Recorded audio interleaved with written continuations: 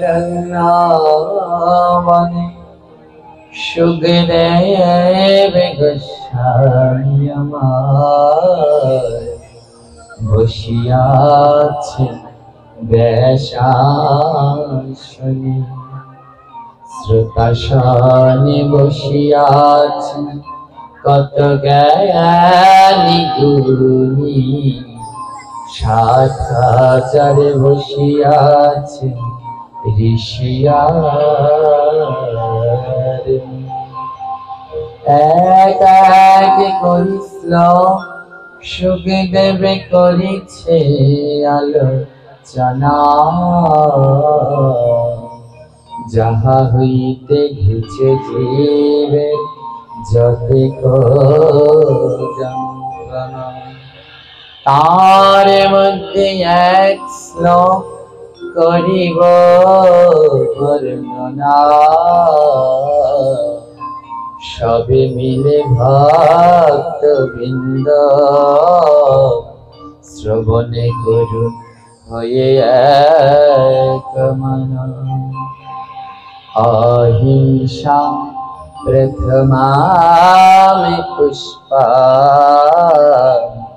দ্বিতীয় ইন্দ্রিয় নিগ্রহ, তৃতীয় দয়া পুষ্পা, ক্ষমা পুষ্পা, চতুর্থকম তপ পুষ্পম, ধ্যান পুষ্পম, জ্ঞান পুষ্পম, সপ্তমম সত্যৈব চৈব অষ্টমা পুষ্পা, এবে তুষ্ট দেবতা। এই শ্লোকে ভগবান বলেছিলেন দেব দেবী, ভগবানকে সন্তুষ্ট করতে হলে মানব জীবনে ৮টা ফুল ভগবানের চরণে দিতে হয়। এই ছাউনটা কেঁপে কেঁপে আসে কেন, একটু খেয়াল। তো এই মানব জীবনে ভগবানের চরণ লাভ করতে হলে ৮টা পুষ্প ভগবানের চরণে দিতে হবে। এই ৮টা পুষ্প যতক্ষণ পর্যন্ত ভগবানকে না দিবেন ততক্ষণ পর্যন্ত গোবিন্দের কৃপা লাভ হবে না। কয়টা পুষ্প দিতে হবে? ৮টা। মায়েরা খুব ধ্যান দিয়ে শুনবেন। আপনারা তো বেশি সকালবেলায় ফুল তুলে আনেন ভগবানের জন্য না, তো সেই ৮টা পুষ্প ভগবানকে দিতে হবে। তো এই ৮টা ফুলের ভিতরে ভগবানের একটা প্রিয় ফুলের নামও জানেন? হ্যাঁ, কি ফুল আছে? হ্যাঁ, শ্বেতকরবী। আর কি ফুল? মালতী। হ্যাঁ, শ্বেতকরবী, মালতী, পদ্ম, কত ফুল না, কিন্তু এইখানে না এই ফুলগুলোর কথা বলেনি। এই ফুলগুলো হচ্ছে পরের ধাপ। ওই পদ্ম, মালতী, শিউলি এগুলো পরের ধাপের। ভক্তি জীবনে আসতে হলে প্রথমে ৮টা ফুল ভগবানকে দিতে হয়। এই ৮টা ফুল যতক্ষণ পর্যন্ত না দিবে ততক্ষণ পর্যন্ত গোবিন্দের কৃপা হবে না। এই যে করবী, টগর, জবা, কত ফুল, এগুলো তো আমাদের গাছে ফুটেনি। ফুটেছে? আমাদের গাছে ফুটেছে? এগুলো গাছেদের গাছে ফুটেছে। আমাদের এই দেহ গাছে ৮টা ফুল ফোটাতে হবে। সেই ৮টি পুষ্প ভগবানকে প্রথম দিতে হবে। অন্যের ফুল দিয়ে সেবা দিয়ে ভগবানকে পাওয়া যাবে। আগে এই দেহ একটা বৃক্ষ। হ্যাঁ, চর্যাপদের ভিতরে আছে না, কাওয়া বিতরু পঞ্চমী ডাল। এই দেহটা একটা, এই কাওয়া মানে দেহটা একটা গাছ, আর এর হচ্ছে 5টা ডাল। এই 5টা ডালে ফোটে 8টা ফুল। এই 8টা ফুল যতক্ষণ পর্যন্ত ভগবানকে না দিবে ততক্ষণ পর্যন্ত গোবিন্দ কৃপা হবে না। তো সেই ফুলগুলো কি কি?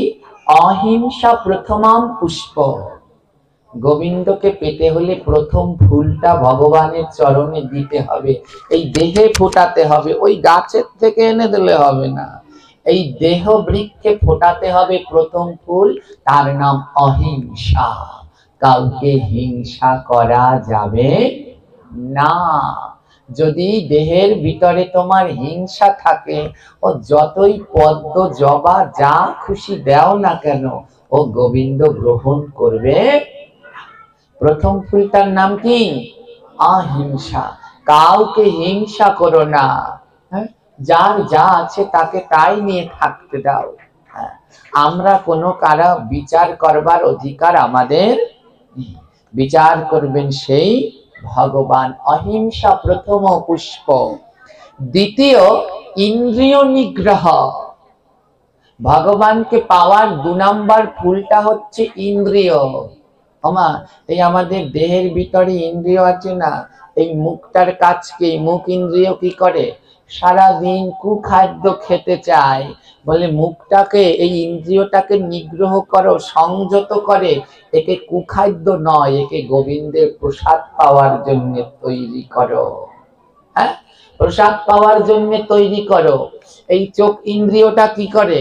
হ্যাঁ, ওই যে শয়তানের লাইন আছে আপনাদের বাসায়? আছে? শয়তানের লাইন মানে বুঝতে পারছেন না, মানে 20 লাইন। ওটার নাম দিয়েছে আমি শয়তানের লাইন।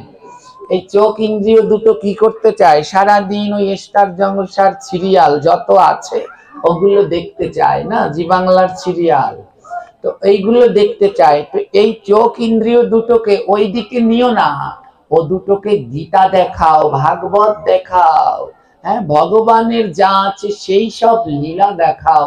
এই চোখ দুটোকে ওই খারাপ কাজের দিকে নিও না। তাই ভগবানকে পাওয়ার 2 নাম্বার ফুলটা হচ্ছে ইন্দ্রিয় নিগ্রহ। এই ইন্দ্রিয়গুলোকে সংযত করে ভগবানের সেবায় লাগাও।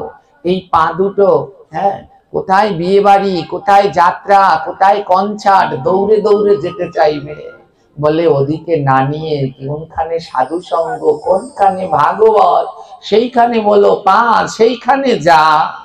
ওটাকে এভাবে কাজে লাগাও। হাত, এই হাত দুটো, হ্যাঁ, সারাদিন কি করবে? কার সর্বনাশ, কার চুরি, কার কি করবে। হ্যাঁ, মানুষ কত খারাপ।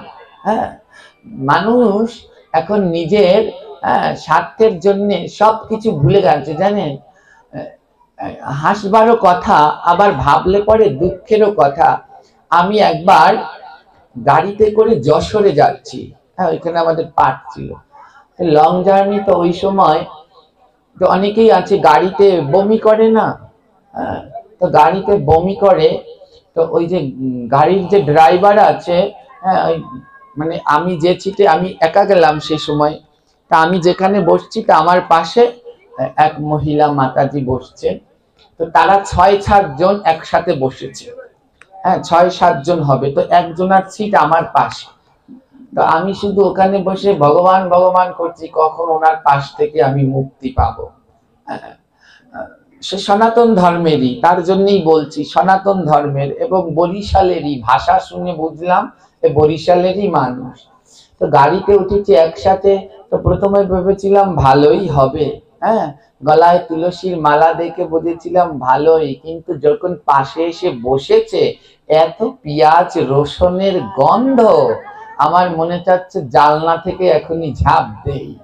হ্যাঁ, অর্থাৎ তুলসীর মালা আছে, কিন্তু এখনো ইন্দ্রিয়গুলোকে দমন করতে পারেনি। কিন্তু যখন আমার বিশ্বাস তুলসীর মালাটা যখন আছে, একদিন না একদিন ঠিক হবে। তো দেখুন চিন্তাটা কেমন তাদের, কতটা লোভ।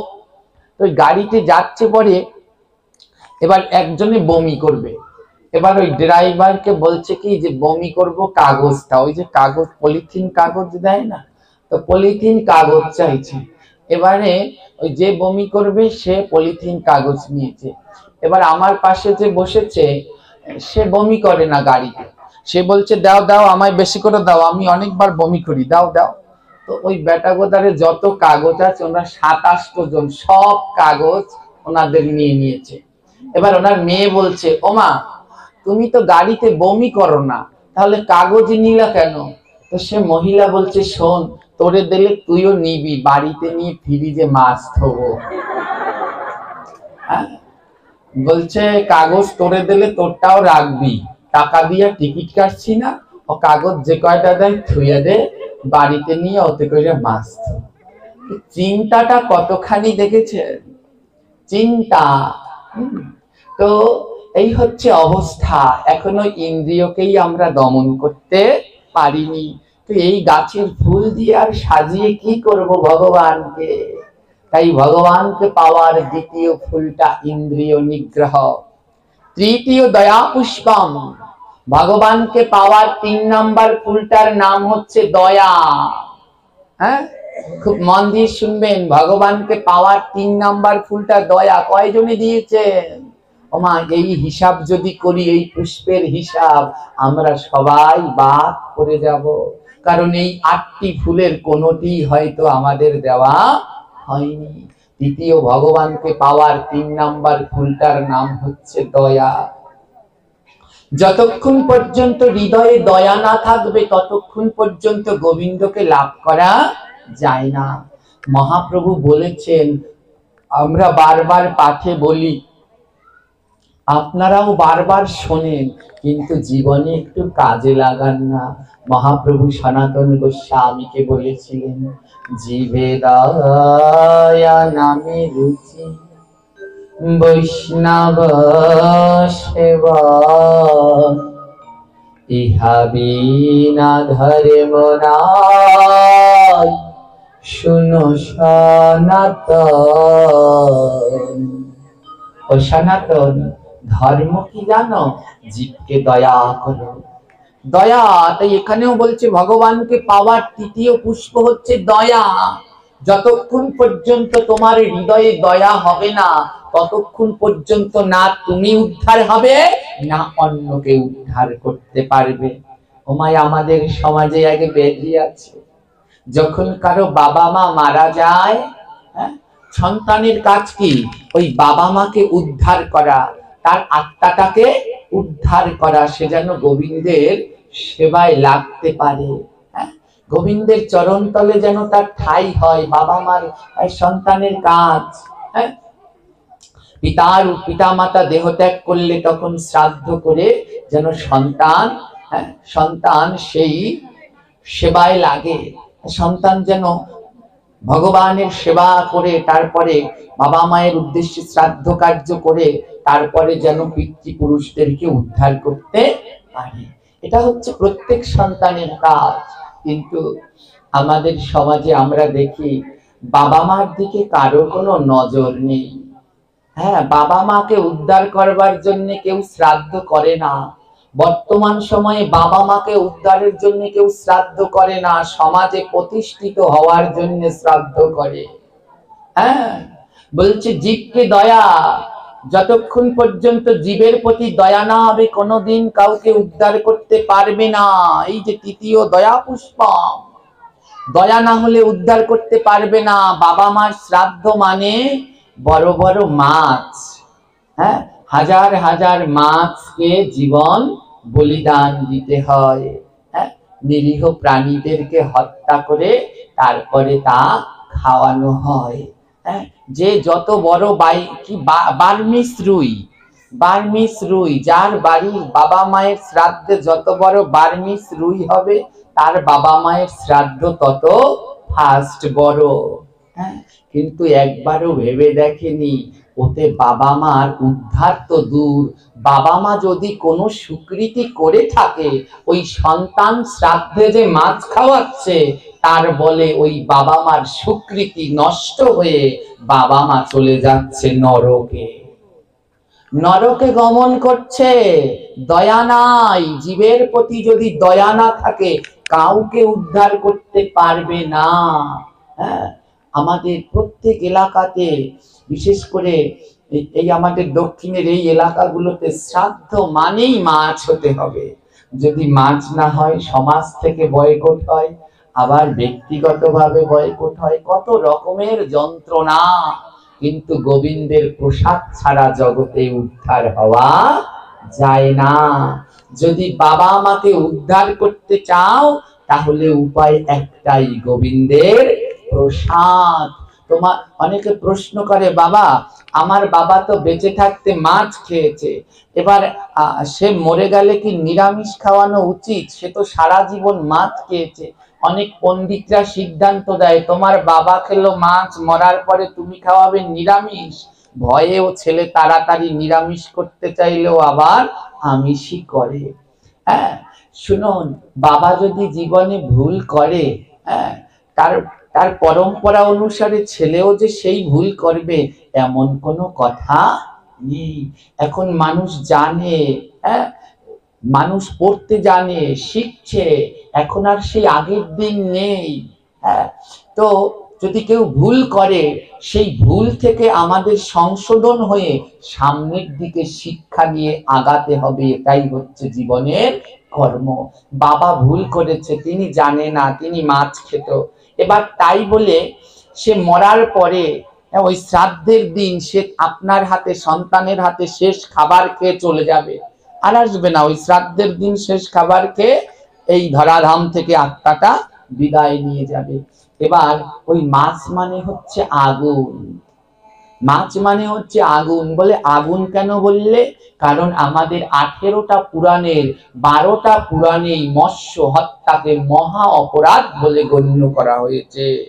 হ্যাঁ, মৎস্য হত্যাকে মহা অপরাধ বলে গণ্য করা হয়েছে। বেদে মাংস খাওয়ারও বিধান আছে, কিন্তু মাছ খাওয়ার বিধান নেই। মাংস খেতে বলেছে কাদেরকে জানেন? আবার সবাই কালকে গিয়ে মাংস খাওয়া শুরু করেন না। মাংস খেতে বলেছে সবাইকে নয়। বেদে বলছে, অথর্ব বেদে, কারো যদি যক্ষা রোগ হয়, কি রোগ হয় জোরে বলবেন? চেনেন যক্ষা রোগ? আর মৃগী রোগ, কারো যদি যক্ষা কিংবা মৃগী রোগ হয়, কেবলমাত্র তারাই মাংস খেতে পারবে, এছাড়া অন্য কেউ নয়। কারা খেতে পারবে? যক্ষা এবং মৃগী রোগ হলে তারা ঔষধি হিসেবে মাংস খাবে, এবং তার যদি সেরে যায় আবার ভগবানের সেবায় তারা নিযুক্ত হবে।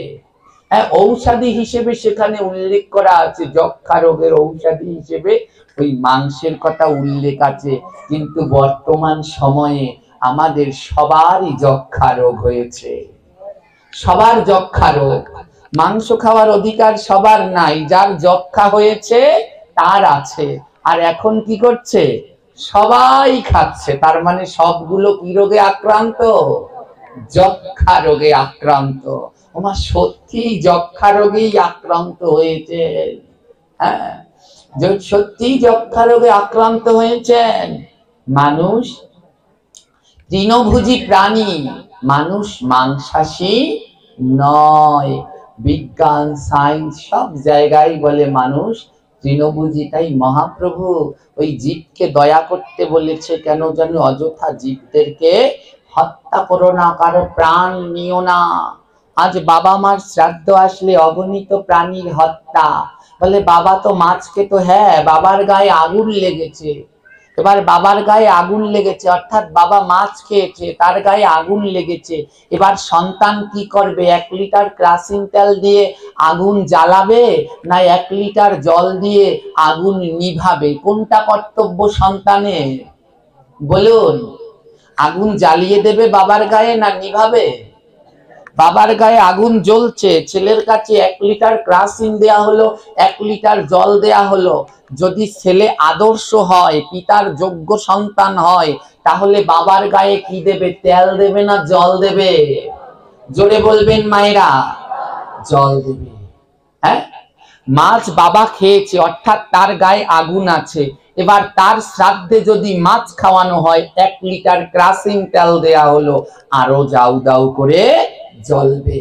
আর বাবা সারা জীবন মাছ খেয়েছে, ওই শ্রাদ্ধের দিন বাবার উদ্দেশ্যে গোবিন্দের ভোগ দিয়ে যদি প্রসাদ দেয়া হয়, তোমার বাবা সারা জীবন যত অপরাধ করেছে, গোবিন্দের প্রসাদ গ্রহণ করে, ভগবানের চরণামৃত গ্রহণ করে, ভগবানের চরণ তুলসী গ্রহণ করে, সে সারা জীবন ধরে যতই অপরাধ করেছে, সেই অপরাধ থেকে মুক্তি লাভ করে আমার গোবিন্দের গোল গোবিন্দাবনে গমন করবে।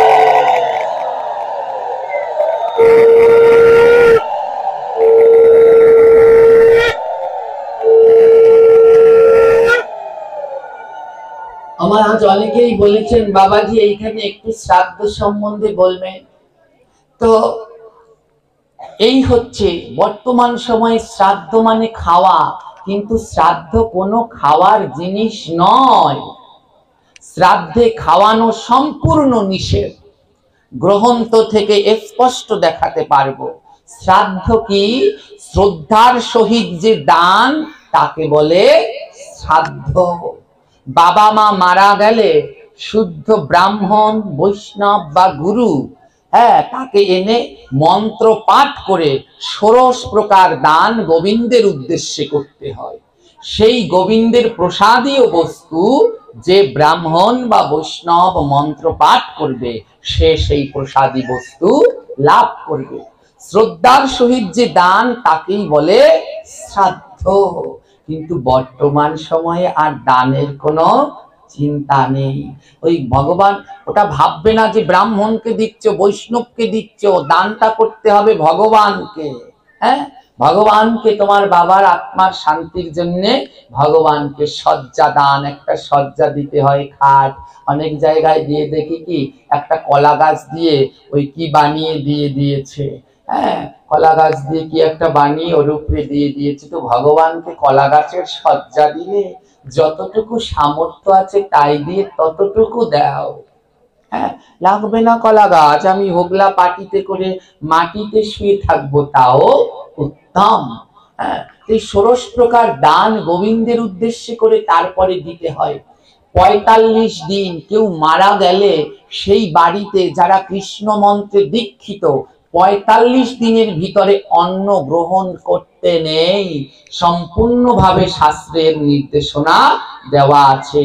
45 দিন গেলে তারপরে গোবিন্দের ভোগ দিয়ে সেই মহাপ্রসাদ গ্রহণ করতে হয়।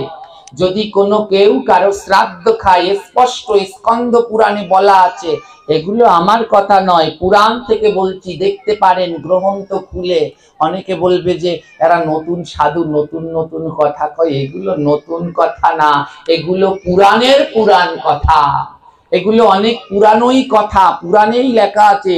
স্কন্দ পুরাণে বলা আছে কেউ যদি শ্রাদ্ধ খায়, ওই শ্রাদ্ধে যেমন খুঁটে খুঁটে খাবার খায়, মৎস্য দ্বারা খুঁটে খুঁটে খায়, বলছে সে পরের জন্মে কোনো প্রাণী হবে আর তাকে পোকা মাকড় জীবিত অবস্থায় খুঁটে খুঁটে খেয়ে নেবে। ওমা দেখেন না অনেক কুকুর বিড়াল ধুকে ধুকে মরছে, গায়ের ভিতরে পোকা, পোকারা খুঁড়ে খুঁড়ে খাচ্ছে। এগুলো ওই পাপেরই ফল। ওই পাপেরই ফল। শ্রাদ্ধ মূলত কোনো খাওয়ার জিনিসই না। শ্রাদ্ধের দিন নিয়ম অনুসারে দান করতে হয় এবং 45 দিন গেলে পরে গোবিন্দের ভোগ দিয়ে মহাৎসবের আয়োজন করবেন, সবাই আসবে। অনেকে আবার অনেক সমাজে পণ্ডিত আছে যে ওই 45 দিন পরে খাবার দিলে তাও আবার একদলে খায় না। এইগুলো হচ্ছে শয়তান ছাড়া আর কিছু না। গোবিন্দের ভোগ হয়ে গেলে 45 দিন পরে সবাই ওই প্রসাদ পেতে পারবে, কোনো বাধা নিষেধ নেই। ছোট বড়, নারী পুরুষ, সাধু বৈষ্ণব 45 দিন পরে যখন ভগবানের ভোগারাধনা হবে আর মহাৎসব হবে, সবাই গ্রহণ করতে পারবে। এই 45 দিনের আগে কোনো প্রকারেরই অন্ন ভোজন করা একদম ঠিক না। অনেকে বলে তুমি যে শ্রাদ্ধ খাবে না, তুমি মরলে পরে তোমার শ্রাদ্ধ কে খাবে? অধিকাংশই প্রশ্ন এই। শ্রাদ্ধ প্রথমত কোনো খাবার জিনিসই না, আর দ্বিতীয়ত যদি ওই 45 দিন পরে দেয় তাহলে তোমাকেও খেতে হবে, আর অন্য যে নিমন্ত্রণ দিয়েছে তাকেও প্রসাদ পেতে হবে। ওখানে কিন্তু কোনো জীব হত্যা করা যাবে না। এবার অনেকে বলবে এই যে পাঠটা করলাম, কালকে যারা এই মৎস্যের পক্ষে আছে তারা সুইংগামের মতো টানাটানি করবে এই নিয়ে। ওই গোসাই যে বলল জীব হত্যা করা যাবে না, তাইলে তোমরা শ্রাদ্ধে কুমড়া রানবা না, আলু রানবা না, তার মধ্যে কি জীবন নাই? এই ধরনের পণ্ডিত একদল আছে। ভগবান গীতায় 4টি জিনিস খেতে বলেছে, পত্রম পুষ্পম ফলম তোয়ম জমে ভক্তা প্রযোচ্ছতি। এই চারটা জিনিস খাবে এবং আমাকেও দেবে। পত্র মানে পাতা, পাতা মানে শুধু তুলসী পাতা নয়, জগতের যত পাতা আছে, কুমড়ো পাতা, লাউ পাতা মানে কুমড়ো শাক, লাউ শাক, হ্যাঁ, আরো কত শাক সবজি রয়েছে, সব ধরনের শাক তোমরাও খাবে, আমাকেও দেবে। পত্রম পুষ্পম, ফুল, ফুল, এই ফুলই শুধু ভগবানের চরণে না, অনেক ফুল আছে খাওয়া যায়, বক ফুল, সজনে ফুল, হ্যাঁ, কুমড়ো ফুল, তোমরাও খাবে, আমাদেরকেও দেবে। ফলম, ফল, যত ধরনের ফল আছে, আপেল কমলাই শুধু ফল না, ওটাই না, হ্যাঁ, ওই কুমড়ো গাছের ফল কুমড়ো, আলু গাছের ফল আলু, হ্যাঁ, লাউ গাছের ফল লাউ, পেঁপে গাছের ফল পেঁপে, অর্থাৎ সবজি, এইগুলো তোমরাও দেবে, হ্যাঁ, তোমরাও খাবে আর আমাকেও দেবে। আর তয়ম মানে জল, তোমরাও জল পান করবে, আমাকেও দেবে। আরেক দল পণ্ডিতরা বলবে, এই তোমরা যে এই মাছ খাওয়াইতে নিষেধ করো, এই খাল দিয়ে যে জল আনো, খালের ভিতরে মাছ আছে না, হ্যাঁ, ওতে জলে ছোঁয়া লাগে না। ওরে মূর্খ, তুই তো জীবন দশায় গীতাই পাঠ করিস। যদি গীতা পাঠ করতিস, ভগবান চারটা জিনিস বৈধ করেছে, তার ভিতরে একটা হচ্ছে জল। ও জলের ভিতরে মাছ থাকলে মাছ খাওয়া হয় না। ওমা, আমরা মায়ের দুগ্ধ পান করে বড় হই, তার জন্য কি মাকে খাই? মাকে খাই কেটে কুটে খাই। জলের ভিতরে মাছ থাকলে বুঝতে হবে এই জলের ভিতরে বিষ নাই। এইগুলো যারা অজ্ঞানী, মাথায় কোনো জ্ঞান নাই, তারা এই ধরনের কথা বলে। জলের ভিতরে মাছ কেন জানো? মাছ হচ্ছে আমাদের 10 অবতারের প্রথম অবতার।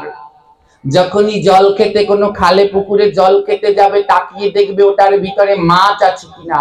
যদি দেখো মাছ আছে, তাহলে ওই জলটা খাওয়া যাবে, কারণ মাছ তো ওর ভিতরে বেঁচে আছে। ভগবান ওখানে থেকে প্রমাণ করে এই জল পান করতে পারো।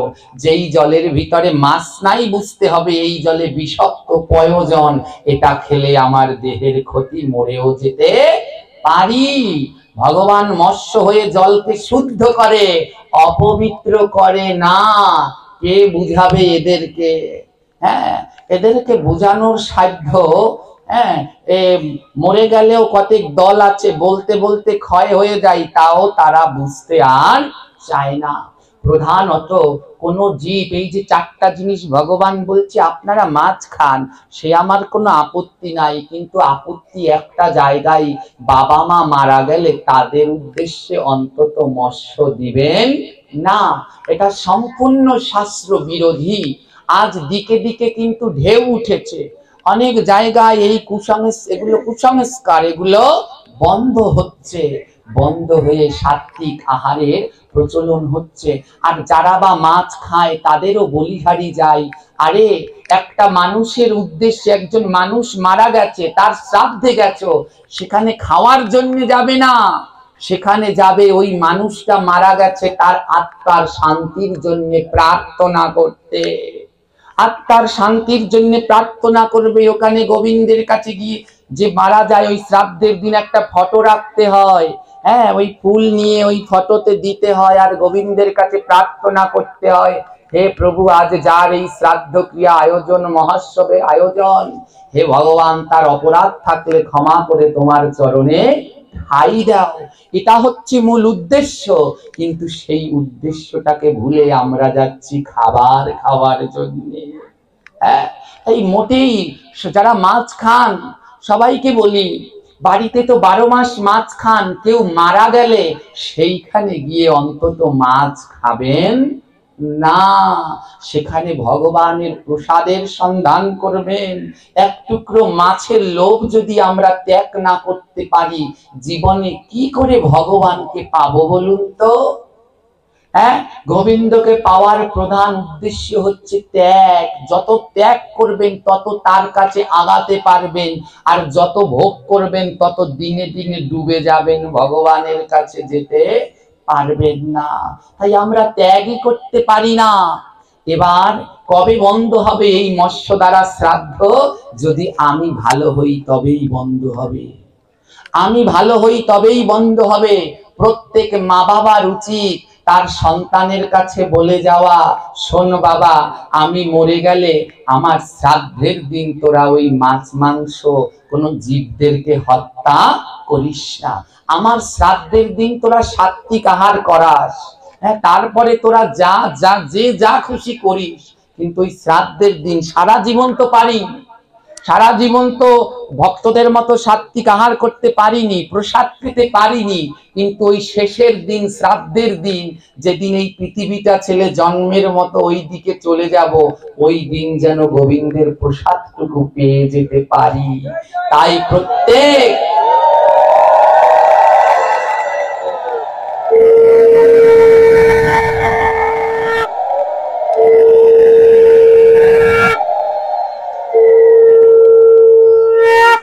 তাই প্রত্যেক সন্তানদেরই উচিত, প্রত্যেক সন্তানদেরই, প্রত্যেক মা বাবার উচিত সন্তানদের কাছে বলে যাওয়া, আমি মরলে পরে তোরা ওই দুটো ডাল ভাত যা হয় গোবিন্দকে ভোগ দিয়ে একজন ভক্তকে সেবা করাবি, তবু একজনকে প্রসাদ দিবি, আমার হাজার ওই লক্ষ লক্ষ হাজার লক্ষ লক্ষ টাকা খরচ করে হাজার হাজার মানুষকে নিমন্ত্রণ করে ওই যে খাওয়ানোর নাম লাগবে না, আমি যেন উদ্ধার হয়ে যেতে পারি। ওমা, যদি নামের সন্তানরা যদি নামের কথা চিন্তা করে, বাবা মায়ের উদ্ধার হবে না। তাই বাবা মা যদি সাহস করে মরার আগে বলে যেতে পারে, আমার শ্রাদ্ধে তোরা গোবিন্দের প্রসাদ দিস, তাহলে দিন দিন, হ্যাঁ, দিন দিন এই কুসংস্কার, এই অপসংস্কৃতি, এই যে মহাপাপ, এই পাপ বন্ধ হয়ে যাবে। এই ভাগবত কি জানেন? ভতে ভক্তি গতে জ্ঞান, ভক্তি থাকলে এখানে আসা যায়, এখানে এসে গতে জ্ঞান অর্জন করবেন। ভ গ ব ত চারটি অক্ষর, ভতে ভক্তি গতে জ্ঞান, ভক্তি থাকলে আসো, এসে গতে জ্ঞান অর্জন করো। বতে বৈরাগ্য, এখানে যেগুলো শুনবে বাড়িতে গিয়ে সেগুলো পালন করার চেষ্টা করো, তার নাম বৈরাগ্য। আর সবার শেষের অক্ষর ত, পতে ত্যাগ, ত্যাগ করো, এই লোককে ত্যাগ করো। এই জিহ্বাকে বলো, অনেক কাল তো খেয়েছিস, এবার মরা কেউ মারা গেছে তার খাবারে গিয়ে মাছ খাস, নিয়ে ওটাকে ত্যাগ কর। ওমা, তাই এখানে এসে জ্ঞান অর্জন করতে হয়।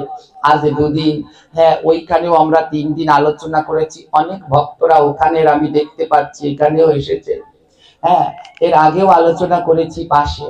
তা আমি দেখতে চাই আপনাদের মধ্যে থেকে কার সেই শুদ্ধ জ্ঞানের উদয় হয়েছে, যে সাহস করে বলে যেতে পারবেন ছেলে মেয়েদের কাছে যে বাবা, আমি যদি মরি, আমার শ্রাদ্ধে কোনো জীব হত্যা না করে গোবিন্দের প্রসাদের আয়োজন করবে।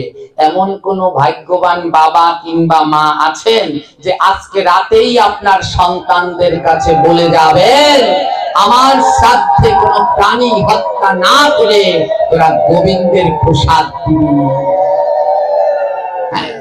আমার যেই কয়েকজন আছেন এবার উঁচু করে হাত তুলুন তো, হাত তুলুন। আপনাদের উদ্দেশ্যে আমি গোবিন্দের নিকট ধ্বনি দেব, যেন ভগবান ক্ষমা করে। দাঁড়ান, হাতটা একটু নামান। কয়েকটা জটিলা কুটিলার সন্ধান পেয়েছি। জটিলা কুটিলা বলবেন, বাবা জটিলা কুটিলা আইলো কোথা থেকে? জটিলা কুটিলা তো দাপর যুগে ছিল না, কলি যুগেও জটিলা কুটিলা আছে। এই যে আপনারা হাত তুলেছেন, 1 মিনিট হয়নি হাত তুলেছেন, তার ভিতরে আপনার এই জায়গাটা কেমন জানেন তো? এই যে এর জন্য এই ভাগবত আসরের পিছনে কোনো খালি জায়গা রাখতে নেই। ভাগবত পাঠ যেখানে হবে ওর পিছনে কোনো খালি জায়গা রাখতে নেই, কারণ ওর পাশে যারা বাস করে, ওর পিছনে যারা থাকে ওদেরকে শয়তানে ধরে। হ্যাঁ, ওই কয়টাকে দেখতে পারি না। এইখানে এমন একটা আসন, এর সামনে যা আছে সব দেখতে পাচ্ছি আমি, কে কি করছো না করছো দেখতে পাচ্ছি না, দেখতে পাচ্ছি। আর পিছনে যে কয়টা আছে ও কয়টা কি করে লাফায় না ঝাঁপায় কিছুই দেখতে পারি না। এই ভাগবত আসর করতে হয় একেবারে ওয়াল ঠেকিয়ে, ওর পিছনে যেন কারো অবস্থান না করে, এটা সত্যি শাস্ত্রে বলা আছে। এই যে আপনারা যারা সামনে আছেন, আমি সবাইকে দেখতে পাচ্ছি। এই যে যাদেরকে বললাম দুটো হাত তোলেন, অনেকে সাহস করে হাত তুলেছেন, পাশ থেকে একজনে টানছে শাড়ির আঁচল ধরে। ভাবছেন আমি দেখিনি? ললিতার মা, তুমি যে হাত উঠাইছো, তুমি পারবা তোমার পোলারে বুঝাইতে? তোমার শ্রাদ্ধে যে মাছ খাওয়াইবে না, তুমি পারবা? দেখ মুহানে কত না খাওয়ায়, তুমি মরিয়ে লও। আমার রাস্তার সময়, এই রাস্তায় যাওয়ার সময় আপনাকে এই পরামর্শ দেবে, আর এইখানে বসে টানে। ও নিজেও উঠাবে না, অন্যজন উঠাচ্ছে, ওকেও উঠাতে। এরা কারা জানেন? এরাই ওই জটিলা আর কুটিলা। এরাই জটিলা কুটিলা, যারা কৃষ্ণ পথে যেতে বাধা দেয়, রাধা রানীকে যেতে বাধা দিত, জটিলা আর কুটিলা। আর আজও কলিযুগে যারা ভক্তি পথে যেতে বাধা দেয়, তারাই জটিলা, তারাই কুটিলা। তাই সাবধান করি, আপনি না পারবেন, না করবেন, কিন্তু অন্য যদি ভক্তি পথে যায়, তাকে টেনে আপনার আটকানোর অধিকার নাই। তার জন্য কিন্তু আপনার নরকের বাস সুনিশ্চিত। আমার খুব ভালো লাগছে যে আজকে অনেকে হাত তুলেছেন। আমি আশা করি এবার শেষবার বলবো, হ্যাঁ, কে কে তুলতে পারবেন আর সাহস করে বলতে পারবেন, ওমা বলে যাবেন, সন্তানদেরকে বলে যাবেন। যদি না করে তাহলে সন্তানরা ভোগ করবে। আপনার কাজ আপনি বলে যাবেন যে আমি বলে গেলাম আমার শ্রাদ্ধে কোনো জীব হত্যা করবি না। আমি 12 মাস নিরামিষ খেতে পারিনি, হ্যাঁ, আমি সারা জীবন পাপ করেছি, তাতে আপত্তি নাই, কিন্তু শেষের দিন যখন আমার আত্মাটা বিদায় নেবে, ওই দিন আমি কোনো মাছ মাংস খেতে চাই না, ওই দিনই কোনো প্রাণী হত্যা করতে চাই না।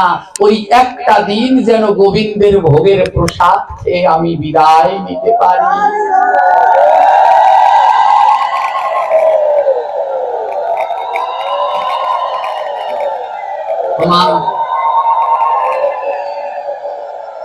আমরা দুই ভাই ছোটবেলায় না খুব মারামারি করতাম, তো নালিশ দিতাম মায়ের কাছে গিয়ে। হ্যাঁ, এটা আমার এক শিক্ষা আমার মায়ের কাছ থেকে। কালকে আমার মা এইখানে আসবেন, আর কালকে আমার খুব সত্যি আনন্দের, কালকে আমার একসাথে 3 জন মা এখানে আসবে। হ্যাঁ, তো আমার মা, আমরা দুই ভাই যখন মারামারি করতাম, তখন আমার মায়ের কাছে নালিশ দিতাম। তো মাকে বলতাম, আদৌ আমি আমার ছোট ভাইকে কোনো সময় মারিনি, আমি লেবা চিরকাল। হ্যাঁ, ও ইচ্ছে মতো আমায় মারতো। তো যখনই মায়ের কাছে গিয়ে বলতাম, তো মা বলতো কি, নিজে ভালো তো জগৎ ভালো। তোমার নিশ্চয়ই না কোনো দোষ আছে, দোষ থাকতে একটু তো খোঁচা দিতামই, নাইলে তো আরো মারতাম। তো নিজে ভালো তো জগৎ ভালো, এটা এক শিক্ষা আমার মায়ের কাছ থেকে। অর্থাৎ আমি যদি আমার সন্তানকে বলি যে আমার শ্রাদ্ধে মাছ খাওয়াবে না, ওর দেখা দেখি আরেকজনও বলবে না, আমিও আমার সন্তানকে ভুলে যাব। তাই এই লোকে লোকে যদি বলে যান, একদিন এই মৎস্য দ্বারা শ্রাদ্ধ বন্ধ হয়ে যাবে, এই মহা পাপের কাজ বন্ধ। এটা একটা মহা পাপের কাজ। অনেকে কি করে জানেন, মাছের দ্বারা শ্রাদ্ধ করলে নিমন্ত্রণ দিলে যায় না। আমি বলি, মাছের দ্বারা শ্রাদ্ধ করলে যদি ভক্তদেরকে নিমন্ত্রণ করে, ভক্তরা যাবেন, গিয়ে কি করবেন জানেন, এই শ্রাদ্ধে গিয়ে উচ্চ স্বরে নেচে নেচে কৃষ্ণ নাম করবেন। কৃষ্ণ নাম করে বলে আসবেন গোবিন্দের কাছে, হে প্রভু, এখানে যারা আসলো সবাই তো আসলো খেতে, কিন্তু আমি নাম করে গেলাম যে মারা গেছে তার আত্মা যেন উদ্ধার হয়। আপনার নাম করা দেখে ওদের খাওয়া বন্ধ হয়ে যাবে, ওরা বুঝতে পারবে আমরা খেতে আসলাম আর উনি আসলো নিঃস্বার্থ ভাবে নাম করে ওই আত্মাটার জন্য গোবিন্দের নিকট প্রার্থনা করতে। কিন্তু মাছ দ্বারা শ্রাদ্ধ করলে, নিমন্ত্রণ করলে যাবেন, গিয়ে নাম করবেন, কিন্তু ওখানের জল স্পর্শ করবেন না। আর এবার দেখি তো, 2 হাত তুলুন তো, কে কে বলবেন সন্তানদেরকে, বাবা আমার শ্রাদ্ধে তোমরা মৎস্য হত্যা করবে না। যায়নি তাই, অনেকে হাত তুলেছে, অনেকে তুলতে পারেনি। ওমাগো একটু তোলেন, 2টি হাত তুলে গো। এই তোমাকে পোলামাই নাই দেখে তোলো না কেন? তোলো, তোলো তো একদিন হইবে। যায়নি তাই তুলে কথা দিয়ে যাবে যে আমাদের শ্রাদ্ধে মৎস্য করবে না। জয় জয় শ্রী নিতাই গৌর প্রেমানন্দ। হরি হরি বল।